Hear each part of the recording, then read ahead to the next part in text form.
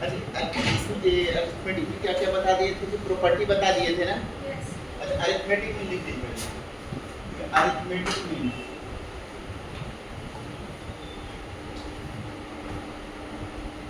लिखिएगा, arithmetic mean of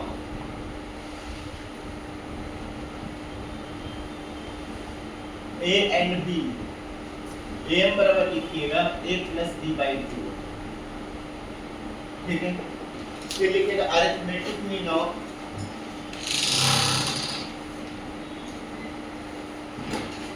A B and C. A equal to लिखिएगा a plus B plus C on 2। ठीक है,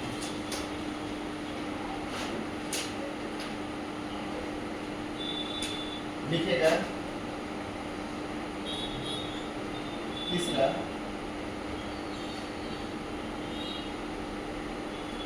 a1 a2 a3 dot dot dot an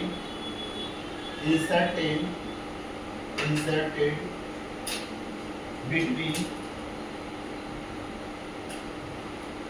the two number a and b। A और B के बीच insert करते हैं तो क्या हो जाएगा जन, तो a1 a2 a3 dot dot an comma b। A और बी के बीच में हम इंसर्ट कर दिए तो टोटल नंबर कितना हो जाएगा जी, यहाँ a से a1 से लेकर के n टर्म है, एक टर्म ये एक टर्म ये, तो लिखिएगा लास्ट टर्म इक्वल टू लिखिएगा b इक्वल टू लिखिएगा a plus n plus 2 equal to a plus n plus 2 minus 1 into common difference into d लिखिएगा, तो a plus n into d जो हो जाएगा आपका a प्लस n प्लस 2 का, ये हो जाएगा।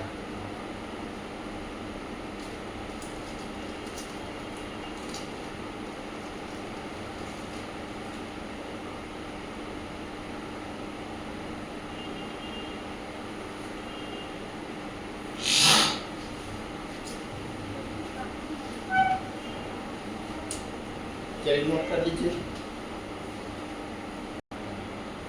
अगर हम लोग क्या बोलते हैं, यहाँ से देखिए ये लास्ट टर्म v बराबर कितना है आपका a plus n minus 1 into D A B, तो b माइनस a बराबर कितना हो जाएगा a माइनस 1 इंटू डी, तो b minus a upon n plus 1 equal to d हो गया।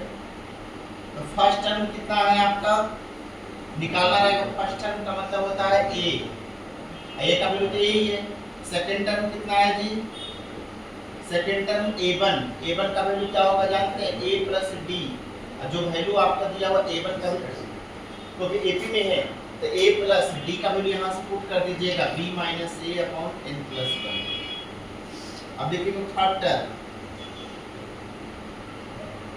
टर्म कितना है, a first term second term third term a2 है, थर्ड टर्म कितना है a2 भी लिखिएगा a प्लस कितना लिखेंगे जी, सर वहाँ a plus b plus c by 3 बताते हैं, a प्लस 2d लिखिएगा, तो सेकंड नंबर कहाँ पर a plus b plus c by a plus b plus c by 3 term रहता है ना तो 3 से डिवीजन करेंगे, 2 टर्म रहेगा तो 2 से। ठीक है, तो a प्लस d का वैल्यू यहाँ से पुट कर दीजिए b minus a upon n plus 1, ये हो जाएगा a2 का वैल्यू। वैसे a3 निकालना है, फोर्थ टर्म निकालना है, चलिए इतना नोट करें।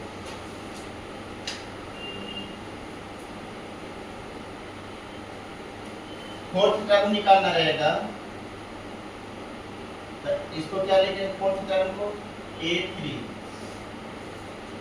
कितना है a प्लस 3d equal to a plus 3 into b minus a upon n plus 1। Note करें।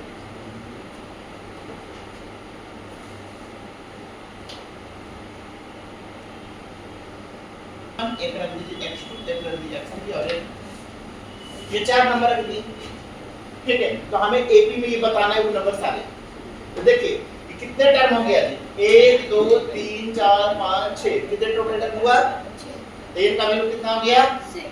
फर्स्ट टर्म कितना है, लास्ट टर्म कितना दिया हुआ है, a n मालूम है सब कुछ, तो d निकाल सकते हैं क्या? a plus n minus 1 into d, तो 19 इक्वल टू 6 कितना है 4 plus n minus 1 into common difference कितना दिया हुआ है निकालना है, n का value 6, then 19 minus 4 equal to 5d, तो 15 equal to 5d, तो d बराबर क्या हो गया 3, d का वैल्यू कितना आ गया 3 आ गया। तो जब d का वैल्यू आपका 3 आ गया तो हमें सीक्वेंस क्या होता है, पहला हो गया 4, क्या है पहला 4, x1 का वैल्यू कितना होगा a plus d होता है, ये dd जोड़ते जाते हैं कॉमन डिफरेंस को, तो कितना हो जाएगा 4 में से 3 जोड़ दीजिए कॉमन डिफरेंस कितना हो जाएगा 7, 7 में 3 जोड़िए कितना हो जाएगा 10 में 3 जोड़िए 13 में 10 जोड़िए 3 जोड़िए 16 और 16 19, तो ये चारों नंबर क्या हो गए, यही हो गया ना सीक्वेंस, ये आंसर हो गया। जैसे यहाँ पर इंसर्टेड 3 नंबर 3 और 19 के भी दोनों सेम दिखा गया क्या, यहाँ पर लिखेगा 4 और 50, 4 और 50 ज्यादा बड़ा है, बारह में डाल है बता देते हैं। ठीक है चलिए बनाइए 50, चलिए बनाइए, चलिए बनाइए जी सभी लोग। n is equal to 6 पूरा देख ये 4 नंबर इंसर्ट किए हैं,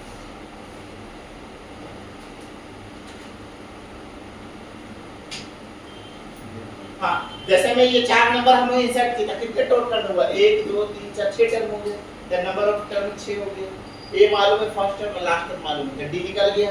जब डी निकल जाता है तो क्या होता है एपी का सीरीज, एपी का सीरीज होता है a plus D, a plus 2d, a प्लस 3d, a प्लस 4d, ऐसे होते जाता है।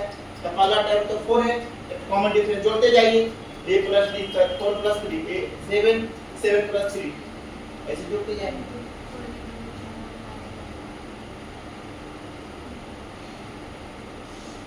a प्लस 5d, चलिए बनाइए, बाकी बनाइए दूसरा तीसरा चौथा बनेगा क्या, चलिए बनाइए।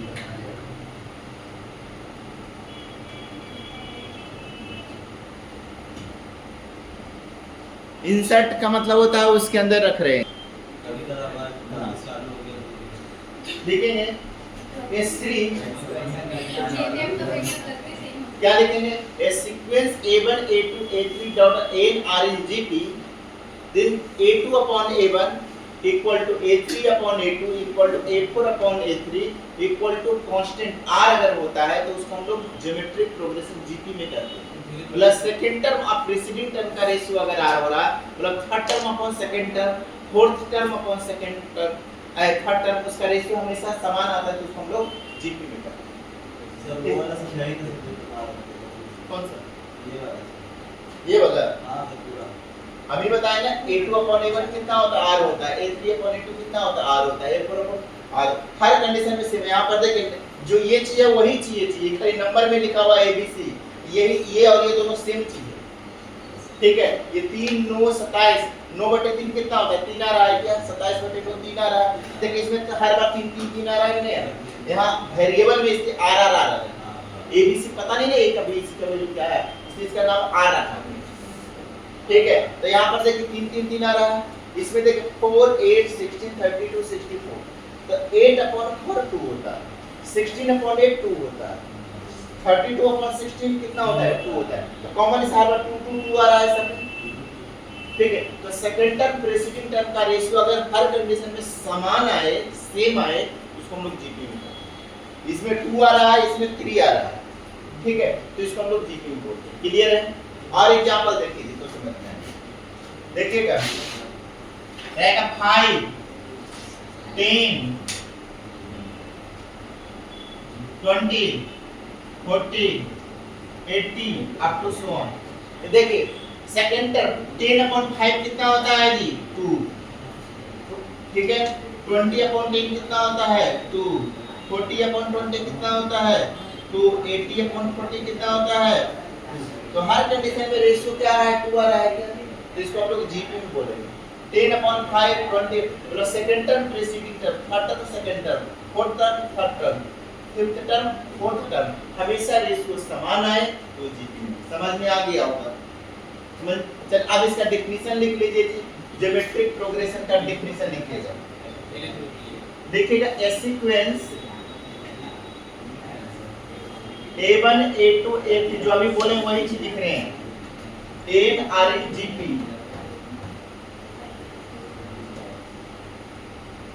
Geometric progression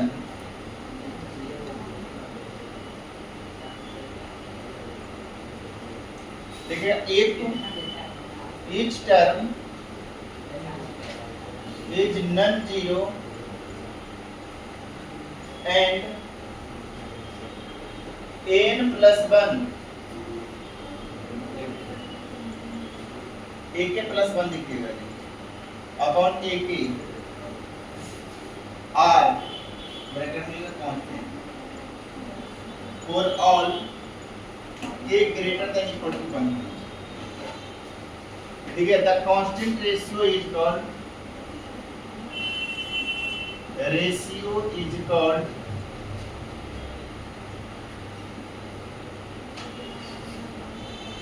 common ratio.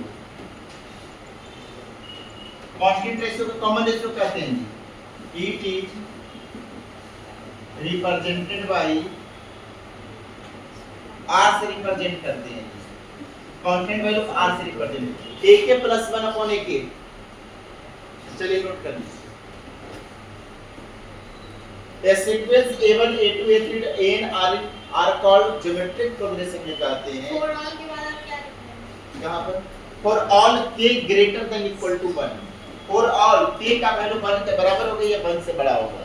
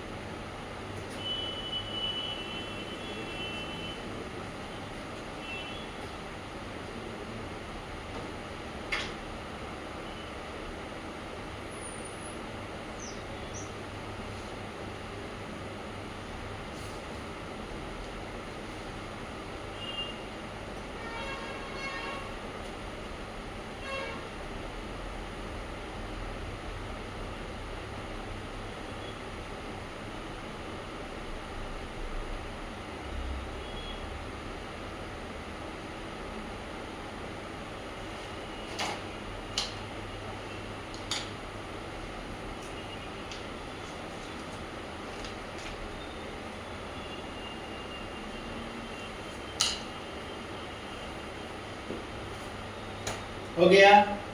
चलिए अब मैं पहला फार्मूला प्रूफ करने जा रहे हैं। इसमें भी n होता है, लास्ट टर्म बराबर होता है a r पर पावर n माइनस 1। अभी मैं लिख के प्रूफ करने जा रहे हैं। अगर कोई series a ar square ar cube up to dot dot ar n minus 1 r इन अगर जीपी होता है तो second term upon preceding term का रेशियो क्या होता है r। तो इसका फार्मूला होता है लास्ट टर्म बराबर a r पर n माइनस 1। अभी प्रूफ करेंगे। जैसे a पिन का क्या होता था n बराबर a plus n minus 1 into d, वैसे gp में होता n बराबर a इनटू r पर n माइनस 1। sn बराबर उधर पढ़े थे n by 2 2a plus n minus 1 into. यहां पर भी sn बराबर पढ़ेंगे a इनटू r पर n minus 1 upon r minus 1। जब r greater than 1 a into 1 minus r पर n upon 1 r less than 1। ठीक है वहां पर भी उधर भी हम लोग पढ़ते हैं इनफिनिटी सीरीज के लिए क्या होता है s इंफिनिटी का वैल्यू होता है n into a होता है। यहाँ s इंफिनिटी का वैल्यू बदल जाता है a upon 1 minus r। अभी बताते हैं सारे कैसे कैसे। AP में बस इतना ही था, AP खत्म। AP में तो थोड़ा सही पढ़, AP में तो 2 ही 3 4 फार्मूला तो पूरे लगाना है। पहला Sn का हाँ एक और ही सम वाला नहीं बताए थे, क्यूबिज्म नहीं बताए क्या? क्यूब वाला नहीं बताया। अच्छा बता देते हैं, मुझे याद नहीं था, मुझे लगा बता दिया। एग्जाम मतलब टेस्ट में जाएगा तो उससे आप जितना टेस्ट में आएंगे ना वो सभी आपको कवर हो जाएंगे क्वेश्चन करने में, वो हो जाएंगे। 10 तारीख तक में आपको मतलब अभी 2-3 दिन में आपको जीपीयूपी सब कंप्लीट हो जाएगा, पूरा एपीजीपी कंप्लीट हो जाएगा। कल के क्लास में ये हो जाएगा जीपीए से और थ्योरी पूरा कंप्लीट, खाली क्वेश्चंस करवाना है। सीट दे दीजिए। हाँ हाँ सीट दे देंगे। हो गया? कैमरा बंद है।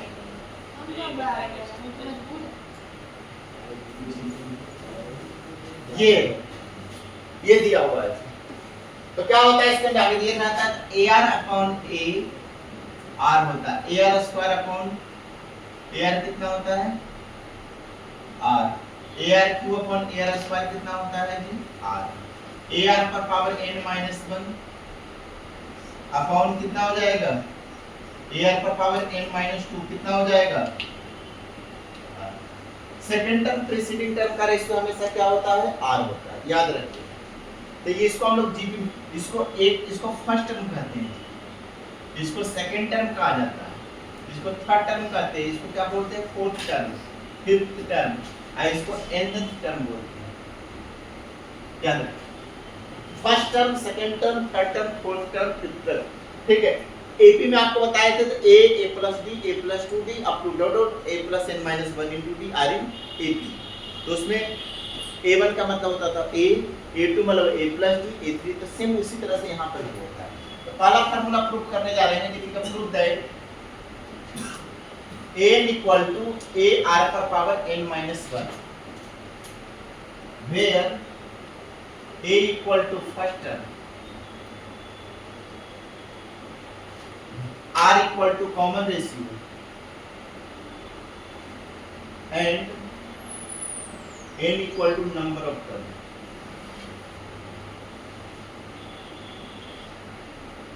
ये होता है prove that n equal to a r पर n minus 1, a का मतलब first term, r common ratio होता है, n नंबर ऑफ टर्म। तो हमें ये फार्मूला प्रूव करना है, तो देखिएगा प्रूफ देखेंगे a sequence let a sequence a ar square r in gp में है। तो a1 मतलब फर्स्ट टर्म, a1 का वैल्यू कितना है a है, देखिए a1 मतलब a, a2 मतलब ar, a3 मतलब ar। तो यहाँ a1 मतलब क्या लिखोगे a, ऐसा लिख सकते हैं। a को हम लोग क्या लिख सकते हैं जी r पर पावर 1 माइनस 1 लिख सकते हैं। 1 माइनस 1 जीरो होता है, किसी पर जीरो उसकी वैल्यू 1 होता है, तो 1 into a यही होता है। कोई अंतर तो पड़ नहीं रहा। वो लोग ऐसा क्यों लिख रहे हैं, फार्मूला बनाने के लिए। a2 को हम लोग क्या लिख सकते हैं जी a2 देखिए कितना है ar ऐसे, हम a2 का मतलब क्या लिखेंगे ar का वैल्यू कितना है जी ar पर 2 माइनस 1 लिख सकते हैं, में से बन गया यही चीज बचेगा। तो में से बन गया 1 तो r पर 1 r होता है यही चीज। a3 मतलब क्या होगा ar स्क्वायर, तो a3 क्या लिखें ar स्क्वायर। 3 को लिख सकते हैं a पर 3 माइनस 1 2 को, ऐसी a4 को क्या लिख सकते हैं कि ar क्यूब, देखिए a4 को ar क्यूब, तो a r पर 4 माइनस 1 आपको डॉट डॉट ऐसे n अगर रहेगा तो हम इस n को क्या लिख सकते हैं a r पर n माइनस 1 लिख सकते हैं क्या। देखो यहाँ पर 4 है तो यहाँ पर 4 माइनस 1, अगर 3 है तो 3 माइनस 1, 2 है तो 2 माइनस 1, 1 है तो 1 माइनस 1, तो n रहेगा तो a r पर n माइनस 1 होगा कि नहीं होगा। तो ये आपको जनरल टर्म है, इसको हम लोग क्या बोलते हैं n इक्वल टू, ये आपका जनरल टर्म हो गया, ये लास्ट टर्म, ये जनरल टर्म जिसको बोलते हैं, लास्ट टर्म हो गया। ये का मतलब फर्स्ट टर्म, r का मतलब कॉमन रेशियो,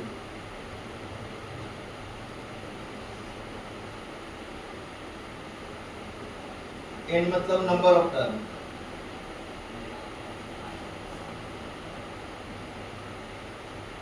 नोट कर लीजिए। फार्मूला प्रूफ हो गया, चलिए नोट कीजिए, चलिए नोट कर लीजिए। रेगुलर आना जरूरी है जी।